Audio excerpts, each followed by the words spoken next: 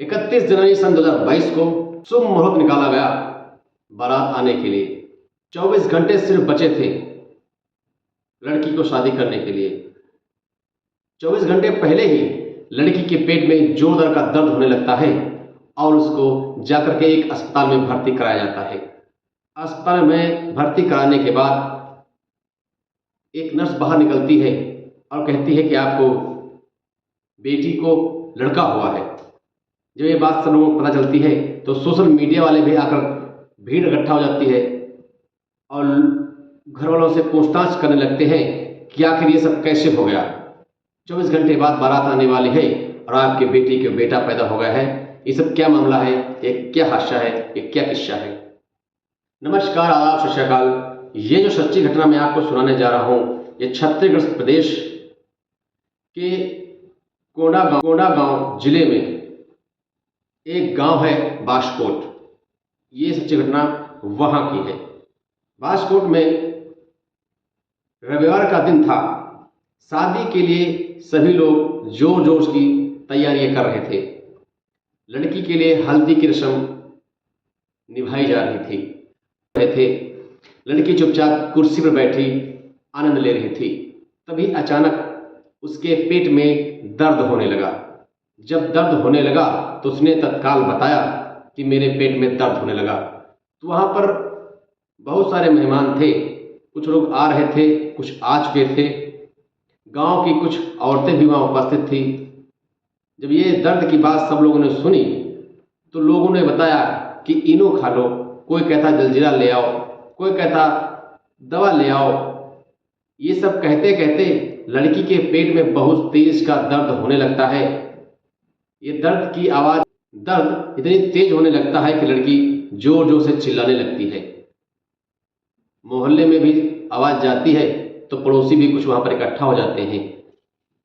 लड़की की माँ हलवाई के पास कुछ बातचीत कर रही थी। जब उसको खबर मिलती है तो दौड़ी दौड़ी अपनी लड़की के पास आती है।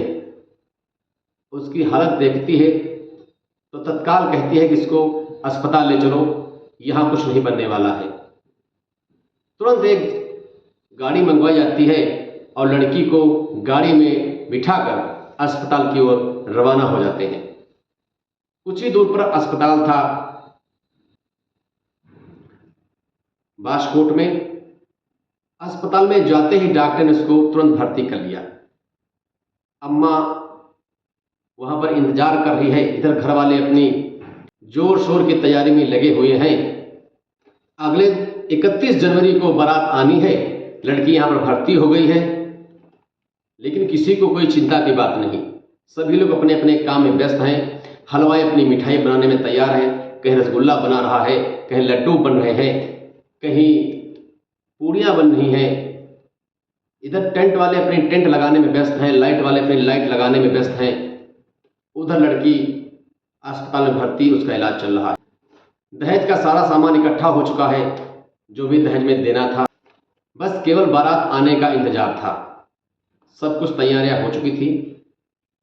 सारे लोग अपने अपने काम में व्यस्त थे। सबको अपना अपना काम दे दिया गया था। कौन व्यक्ति कौन सा काम करेगा, सबको सब समझा दिया गया था। लड़की को तेज दर्द होने के कारण अस्पताल में भर्ती करा दिया गया था। माँ वहीं पर बैठी हुई थी और सोच रही थी कि डॉक्टर साहब ने भी कुछ बताया ही नहीं है कि मेरी बेटी को क्या हुआ है, दर्द क्यों हो रही है, कुछ लाभ हुआ या नहीं हुआ। कुछ देर बाद डॉक्टर लेडी वहां अंदर से निकलती है और कहती है, बधाई हो, आपकी बेटी ने एक सुंदर लड़की को जन्म दिया है। ये बात जब लड़की की माँ ने सुनी तो झूम उठी, वहां पर नाचने गाने लगी, खुशियां मनाने लगी। सभी लोग भौचक्के थे कि आखिर ये सब क्या है। दोस्तों, जब ये बात लोगों को पता चलती है तो आग की तरह सब जगह फैल जाती है। फैलते फैलते टीवी, सोशल मीडिया और न्यूज़पेपर में भी ये बात प्रकाशित हो जाती है कि जिस लड़की की बारात 31 जनवरी को आने वाली थी, उसी लड़की ने 30 जनवरी को एक सुंदर बेटे को जन्म दिया।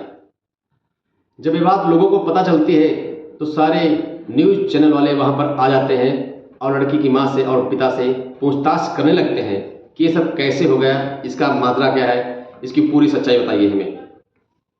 दोस्तों, आप लोगों को जानकर हैरानी होगी जब ये कहानी आपको पता चलेगी तब उस लड़की की माँ सबको सच सच बताने लगती है कि ये माजरा क्या है। दोस्तों, जो एक गांव है बास्कोट, उस बास्कोट में एक प्रथा चलती है। उस प्रथा के अनुरूप दोस्तों, ये जो गांव है बास्कोट, इस गांव में एक प्रथा चलती है, पैच प्रथा। ये पैच प्रथा के अंतर्गत ही ये सारा काम हुआ है। जो लड़की थी जिसका नाम था शिवबत्ती, उसको एक लड़के से प्यार हो जाता है। वो लड़का उड़ीसा का रहने वाला है जिसका नाम चंदन नेताम है। इन दोनों को आपस में प्रेम हो जाता है और एक साथ जीने मरने की कस्में खा लेते हैं। जब लड़की ने अपने पिता से बताया और लड़के ने अपने पिता से बताया कि हम दोनों आपस में प्रेम करते हैं और शादी करना चाहते हैं, तो लड़की के घर वाले भी राजी हो गए और लड़के के घर वाले भी राजी हो जाते हैं। लड़के के घर वाले लड़की के घर वालों से बातचीत करते हैं। दोनों की सहमति से सब कुछ ठीक ठाक तो हो जाता है, लेकिन एक शर्त रखी जाती है कि तुम दोनों को पैच प्रथा के अंतर्गत एक साथ रहना होगा। उसके बाद हम लोग निर्णय लेंगे शादी करना है कि नहीं करना है। लड़का लड़की दोनों सहमति से राजी हो जाते हैं और एक साथ रहने के लिए तैयार हो जाते हैं। लड़की को लड़के के घर विदा कर दिया जाता है। लड़की लड़के के घर पर रहने लगती है एक पत्नी की तरह। एक पत्नी की तरह सारा काम करती है, साथ रहती, साथ लेटती, सेवा करती, सास ससुर की सेवा करती। बस कमी तो इतनी थी, जो रस्में निभाई जाती हैं वो रस्में नहीं थी। कोई बंधन नहीं था, कोई मेकअप नहीं था। लड़की 1-2 महीने नहीं 8 महीने तक लड़के के घर रुकती है। दोनों एक दूसरे को समझते हैं।